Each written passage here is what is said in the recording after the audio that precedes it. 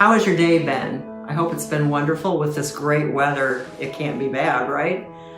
You know, in mid-September, just a few weeks ago, we spent a long weekend at our daughter's house in Spencer, and we had a great time taking advantage of a lot of things that were going on in their community that weekend, most of which involved more walking than I'm actually used to.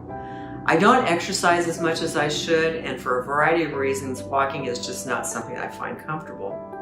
But that weekend, I felt like I walked 50 miles or more, and I actually felt better for it. With all the walking that we did, I figured my knees and my feet, and not to mention my back, would be loudly protesting. But at the end of each day, and more importantly the next morning, things were loosened up more and not nearly as painful as I expected. I was astounded. Exercise is key to staying mobile and healthy, and definitely something that I need to pay more attention to.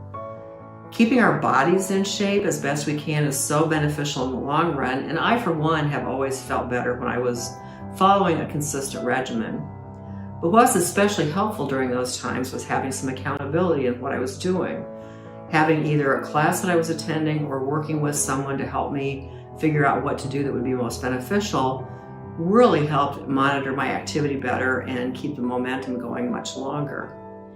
And there's places in the Bible where we read about that kind of accountability between people and God and holding each other at a standard that they should be following.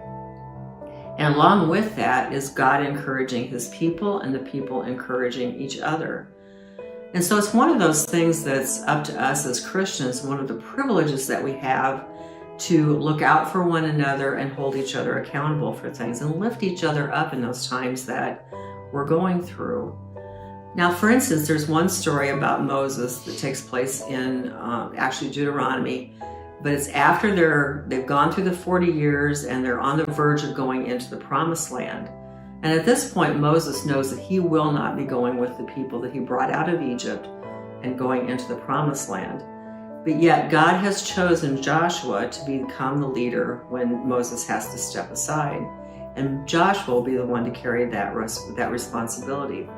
So in Deuteronomy 31:7 it says, "Then Moses summoned Joshua and said to him in the presence of all of Israel, 'Be strong and courageous, for you must go with this people into the land that the Lord swore to their ancestors to give them, and you must divide it among them as their inheritance.'"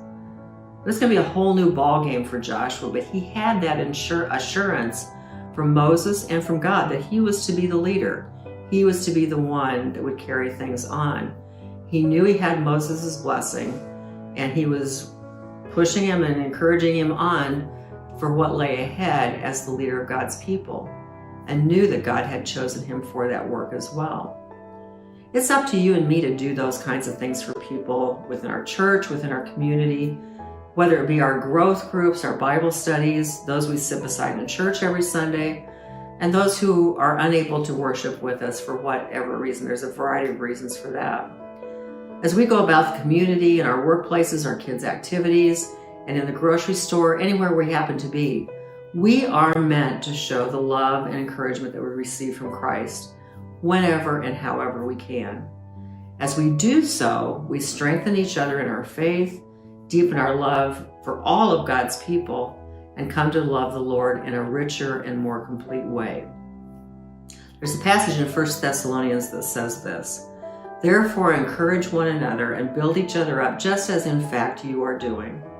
Now we ask you, brothers and sisters, to acknowledge those who work hard among you, who care for you in the Lord and admonish you. Hold them in the highest regard in love because of their work. Live in peace with each other." I hope you take these words to heart, and God's blessings to you all. Bye.